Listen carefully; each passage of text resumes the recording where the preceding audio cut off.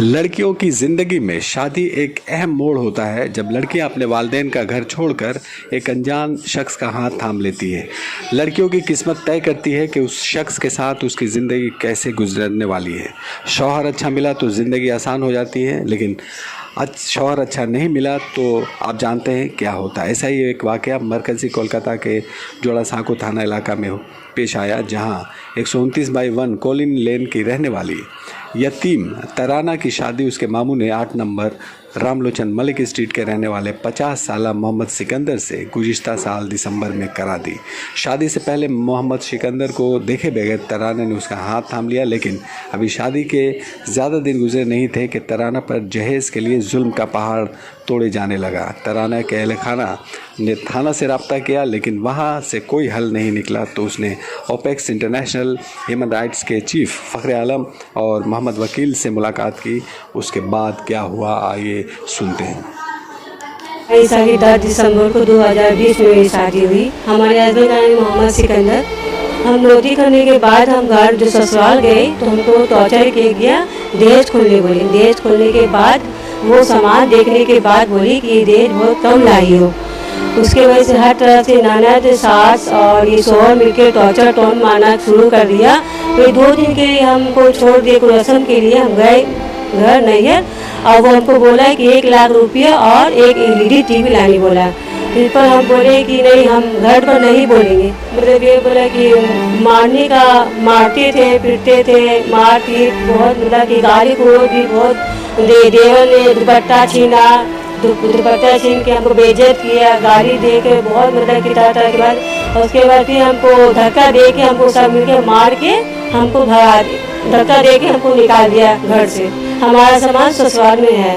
नहीं, थाना ही में गए हम लोग कंप्लेंट मारने के लिए, लेकिन वो कोई एक्शन नहीं लिया जी। हम जब वहाँ पर एक्शन नहीं लिया तो हम यहाँ पर क्या नाम, हम फ़ख्र आलम भाई के पास, हमको तो पता नहीं था, लेकिन यहाँ पर आने के बाद हमको समझे कि यहाँ पर मदद मिलती है लड़कियों के लिए। तो यहाँ पर आए तो हमको बहुत हेल्प मिला और मदद भी मिली, और हमारे साथ फ़ख्र भाई ने हमको बहुत मदद दी है। তখন ফখরে আলম জি পুনরায় জোড়াসাঁকো থানার সঙ্গে যোগাযোগ করেন। একই সঙ্গে লালবাজার এবং নবান্নের সাথেও যোগাযোগ করেন তিনি। এই মেয়েটা তারানা নাম, এনার বিয়ে আমার মনে হয় 6 মাস হয়েছে। 6 মাসের পর এনার সঙ্গে একটা ঘটনা হলো। এই ঘটনাতে আমার কাছে 1 মাস দিয়ে কন্টিনিউ আসছিল। আমরা এখান দিয়ে আমরা চিঠি রেডি করলাম, আমাদের জয়েন্ট সিপি সাহেবকে দিলাম, আমাদের ডিসি সাহেব, ডিসি সেন্ট্রাল তাকে দিলাম, আমাদের নবান্নতে হোম অ্যান্ড হেলথ অ্যাফেয়ার আছে তাকে দিলাম, জোড়াসাঁকো লোকাল পুলিশ স্টেশন তাকে দিলাম। দেওয়ার পর আমরা রিকোয়েস্ট করলাম যে স্যার এই মেয়েটার এর সঙ্গে যেন একটা ইনসাফটা হয়, নাহলে এরম মেয়েকে যখন এই মেয়েরা না, আমাদেরকে এটা ভাবতে হবে, আমার এই মা হতে পারে, আমার বোন হতে পারে, আমার মেয়ে হতে পারে। সেই ভেবে আমরা মন দিয়ে কাজ করলাম। কাজ করে থানা আমাদেরকে খুব ভালো কোঅপারেট করলো। Very thanks for Kolkata police, specially Jorasanko women sell grievance Rehana madam আছেন, উনি করেছেন। লালবাজার ওমেন সেল গ্রিভেন্সে যা ওসি আছেন সে কোঅপারেট করলেন। কোঅপারেট করার পর আমাদের জোড়াসাঁকো ওসি একটা অর্ডার বের করলেন। সে অর্ডারে লেখা ছিল এনার জিনিসপত্র পুরো এনাকে ফেরত দেওয়া হয়। ये सामान तो मतलब कि कल जो हम लोग को नोटिस मिला कि 17 तारीख को आपको सामान लेके जाना है, ये क्या नाम, रेहाना मैडम ने बोला। तो এদিন থানার তত্ত্বাবধানে তারানা তার সমস্ত জিনিসপত্র ফিরিয়ে নিয়ে যান।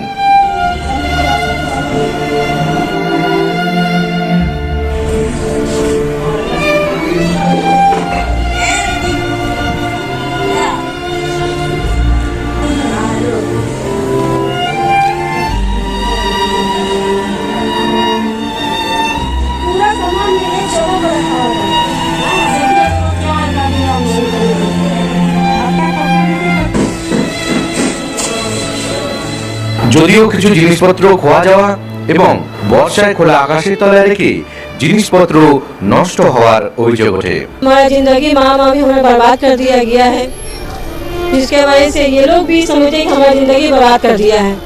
जो लड़का के बारे में जो हमको बता नहीं सकते, लड़का हम एकदम एक समझिए कि उसका किसी के साथ में अफेयर चल रहा है जी। तो मामा के वजह से हम लोग तो छानबीन नहीं किए हैं।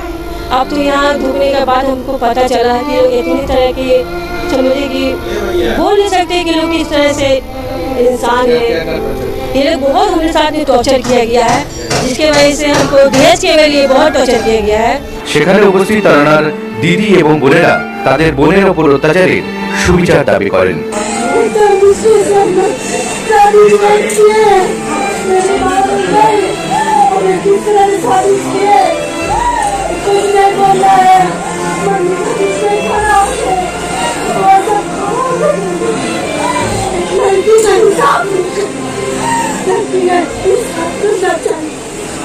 उसका माँ नहीं है, उसका बाप नहीं है, उसका भाई नहीं है। वो जो बोला वो किया। जो तुमको 1 लाख रुपया देगा, सारा दहेज दिया, पूरा दहेज दिया। आपका कोई पूरा दहेज है। उनका ऐसा जिंदगी उनका बर्बाद कर दिया एक लड़की का कि कुछ कहने का वक्त है। इतना टॉर्चर उसका किया लड़की को, इतना लड़की को मारा, उसका पूरा फैमिली मारा। वो ऊपर से इतना ड्रीम लड़की सही सिर्फ 2 महीने लड़की यहाँ पर है, 2 दिन का लड़का लेके गया, लड़की को अभी तक लाए नहीं वो लड़की को। अब तक लड़की को बोले क्या 1 मिनट रुक जाओ। वो बोला कि 1 लाख रुपया लगाने को लेडी टीवी लगाना, अगर तुम नहीं लाओगी तो तुम्हारा मुंह तेजाब फेंक देंगे हम। ये बात लड़का बोला, उसका माँ बोलिए, उसका बहन ने बोलिए ये बात। मेरे बहन को धक्का देकर निकाली, वो सब पूरा फैमिली जो है पूरा धक्का देकर निकाल दिया। उसका पूरा मुंडा बोला कि तेजाब फेंक देंगे, उनका पूरा परिवार, उनका देवर उनका दुपट्टा खींच लिया। दुपट्टा खींचने के बाद उनको बोला कि आपको तुमको मारेगा। उनका देवर ये बात बोला, तो उसका दुपट्टा खींच के उनका सोहर के सामने ये बात बोला, उनकी मम्मी के सामने ये बात बोला। देवर बोला, उसका सोहर खड़ा होके वो देख रहा है, बीवी का दुपट्टा देवर उसको देख रहा है खड़ा होके। उसका पीठ पे उसका मम्मी मुक्का मारी। आज देखिए हम लोग गए सामान लेने के लिए, उसका सारा सामान को बिगाड़ दिया, उसका सारा सामान को दहेज का उसका पूरा यूज कर दिया। बताइए उसको शादी में कहीं वो सामान नहीं करने का है, यूज करने का सामान है? बताइए आप लोग। उनका कपड़ा चोरी कर दिया उन लोग, जो हाफ पैंट पहनने वाला वो 50,000 का कपड़ा दिया रिमांड से के लिए। जो लड़का 50,000 का हाफ पैंट पहनने वाला वो 50,000 का कपड़ा लिया रिमांड से के लिए। हम लोग बोले कि हम लोग औकात नहीं है, लेकिन लड़का बोला वो वही दुकान से कपड़ा लेंगे, हम वही दुकान से नहीं करेंगे, हिस्सा काटेंगे हम। तो मजबूरन हम लोगों को देने पड़ा 50,000 का कपड़ा। 14,000 का लड़का जूता लिया। सुनिए, जो लड़का वो चप्पल पहनने को औकात में प्लास्टिक का चप्पल पहनता है वो 14,000 का लड़का जूता लिया। मोदी ने जाकर जूता लिया वो लड़का, बोले यही जूता लेंगे हम। इतना लड़का मेरा बहन का जुलूम का उसको मम्मी मर गया, इनको बाप मर गया, लेकिन लड़के यतीम दुआ का संग इसलिए किया। उसका अपने इंसाफ कीजिए। लड़की आपका भी समाज की लड़की है, आप उसका फैसला कीजिए। आप उसका ये क्या कीजिए। देखिए इतने दहेज देने के बाद उन लोग देखिए पूरा सामान बाहर निकाल दिए। इतना टॉर्चर किया लड़की का 2 दिन का ले आके रखा। बोला 1 लाख रुपया लो, LED टीवी लो, वो वॉशिंग मशीन ला के दो, उसके बाद अगर नहीं लाओगी तो तेजाब मुंह में डाल देंगे, और नहीं तो मेरा मम्मी का अगर कुछ होगा तो तुमको 36 से नीचे फेंक देंगे। ये कोई इंसाफ हुआ? लड़की का ऐसा करेगा वो? इतना दहेज देने के बाद हम लोग पूरा दहेज दिए। हम लोग ऊपर में 36 में निकाल करके पूरा दहेज को फेंक दिया, पूरा पानी में पूरा छड़ा दिया पूरा सामान। वो हम लोग कुछ काम भी आएगा वो सामान? वो अभी आए तो सामान तो पूरा है ही नहीं। हम लोग का सामान तो पूरा गायब है। आधा सामान है, आधा सामान गायब है। आधा सामान है, आधा सामान हम लोग का गायब है।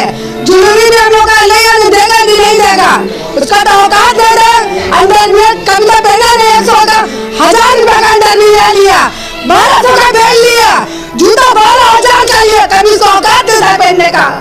हाँ पैंट पहन के घूमने वाला 50,000 का कपड़ा लिया लेमन में ढूंढ करके। कभी सुने यहाँ पर कभी फैमिली जाता कपड़ा लेने के लिए, वो लोग पूरा फैमिली कपड़ा लेने के लिए, माँ बाप भाई बहन सब गया कपड़ा लेने के लिए। रमेश ने ढूंढ गया। आप बताए लड़की को इंसाफ ऐसे ही मिलेगा? इंसाफ तो करने पड़ेगा। लड़की पास क्या है, इंसाफ करने पड़ेगा मीडिया वाला लोग को। एक लड़की का जिंदगी बर्बाद, आप लोग आज ही लड़की का जिंदगी बर्बाद है तो दूसरी लड़की की जिंदगी बर्बाद करेगा। ये सिकंदर अय्याज बाज है, 5 लड़का का माँ से फंसा हुआ है। और हमारा महिला में 3 दिन पहले 2 लड़की को लेकर स्कूटर में घूम रहा, वो हम लोग को चला रहा। हम लोग सोच रहा आके मारे इसको नोचे पकोड़े, हम लोग कुछ नहीं किया, हम लोग देखते रह गए। हम लोग को कोर्ट बोला कि आप लोग को कुछ नहीं करना, जो करना हम लोग को कोर्ट से इंसाफ मिलेगा। और आप लोग भी इस लड़की का साथ दीजिए। ये इस लड़की का ना माँ है, ना भाई है, ना बाप है, सिर्फ एक भाई है, 8 बहन है। हम लोग क्या करेंगे बोलिए? हम लोग को इंसाफ मिलेगा? इस लड़की का पूरा फर्नीचर बर्बाद कर दिया। कोई लोग फर्नीचर बर्बाद होता है। मेरा 25 साल हो गया, आज भी नया पूरा फर्नीचर है, आज भी हर सामान मेरा नया 25 साल हो गया, मगर इस लड़की के 9 महीने में पूरा फर्नीचर बर्बाद कर दिया।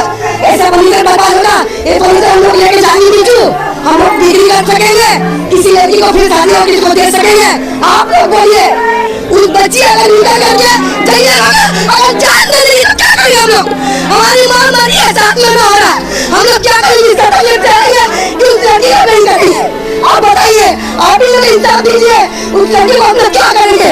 एक शादीशुदा की जिंदगी, एक कुंवारा की जिंदगी क्या होता है वो आप लोगों को मालूम है? यहाँ सब भैया को मालूम है। एक शादीशुदा की जिंदगी, एक कुंवारा की जिंदगी आप लोग को सब मालूम है। माँ बहन के पास कहीं लगाई, माँ बहन के पास कहीं लगाई, बहुत नहीं करना पड़ता। नहीं करें इंसाफ दे रही है, सब वकील को सबको लोग वो साथ दे रहा है। हम लोग को इंसाफ देना चाहिए, एक लड़की का साथ देना चाहिए, उसको साथ दे रहा है। लड़की का देना चाहिए हमको, नया फर्नीचर दे, नया फर्नीचर चाहिए, उसको नहीं लेंगे। ऐसा मान लो आज कहीं रखना चाहिए, मेरा काम तो रखा है, तुम्हारा हाथ कहीं रखना चाहिए, इंसाफ चाहिए। एक यदि दूर बच्ची के साथ ऐसा होगा, हमें पूरा 52 नंबर का वार्ड, 39 नंबर का वार्ड का आदमी सब उसके साथ है, पूरा महिला तो नहीं उसके साथ होना, समझे?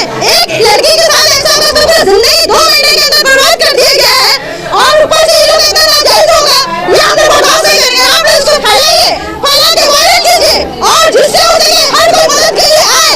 ये एक लड़की का सवाल नहीं है, ये बहुत सारी लड़की का सवाल है, ये लड़की का सवाल है, बहुत सारा सिकंदर है, बहुत सारा सिकंदर है। इसलिए बोले कि आदमी सोशल मीडिया तो उसको लेकर के हाल निकल समझेगा कि हमने क्या किया है। अगर नहीं शादी करना तो नहीं करना चाहिए था, शादी करके इस तरह से लड़की के साथ ऐसा नाइंसाफी नहीं करना चाहिए। अभी हम लोग चाहते हैं इंसाफ, कि लड़का को सख्त सजा मिलना चाहिए, उसका पूरा फैमिली को सजा मिलना चाहिए, जितना टॉर्चर किया है लड़का सजा मिलना चाहिए। आज एक लड़की हमारी है, समाज में बहुत सारी लड़की है, अगर इनके साथ फैसला नहीं होगा तो फिर कैसा भरोसा करेंगे हम लोग कानून के ऊपर में? লড়াইয়ের প্রথম ধাপ পার হলেও এখনো লড়াইয়ের অনেক বাকি বলে মনে করে তরানা এবং এই লড়াইয়ে পাশে থেকে সাহায্যের জন্য ওপেক্স ইন্টারন্যাশনাল হিউম্যান রাইটস কাউন্সিলের প্রেসিডেন্ট ফখরে আলমজিকে ধন্যবাদ এবং কৃতজ্ঞতা জানান। हम यहाँ पर आए हैं फखरे आलम भाई के पास। हम यहाँ पर आने के बाद हमको बहुत यहाँ हेल्प मिली है और हमको मदद भी मिली है, और आगे चल के पर हमको और मदद हमको मिलनी चाहिए। और हमारे साथ रेहाना मैडम भी हमारे साथ दी है, ऑफिसर बहुत हेल्प की है हमारी। अब फखरे आलम भाई ने तो बहुत ही ज़्यादा हमारे मदद बहुत ज़्यादा की है, जिसका शुक्रिया भी अदा करना बहुत कम है उनके लिए। ये फखरे आलम भाई ने हमें कहा कि आपको इंसाफ आपको ज़रूर मिलेगी, यहाँ पर आने के बाद आपको और मिलेगी। ये तो ज़िंदगी के बारे में हम तो सोच नहीं सकते। अभी तो ये ज़िंदगी तो देखना भी कटना बहुत मुश्किल हो रहा है, अब बचना भी बहुत ही हो रहा है। आगे तो हम आगे अल्लाह जानते हैं क्या होने वाली है ज़िंदगी के बारे में, किस्मत क्या कहाँ से कहाँ ले जाएगी। हमारे साथ तो हुआ जो भी यार, सोचती हूँ कि आगे चल कर मेरी ज़िंदगी में जो हुआ कोई किसी और लड़की के साथ में ऐसा नहीं होना चाहिए। नमस्ते, अस्सलाम वालेकुम। माई सेल्फ एमडी वकील adviser Opex international human right council.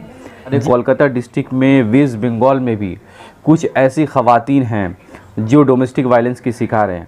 हमारे बीच में तराना मैडम हैं जिन्होंने opex international human right council में उन्होंने मदद मांगी है। मैं मैनी थैंक्स करता हूँ Opex international human right Council के तमाम मेम्बरान का।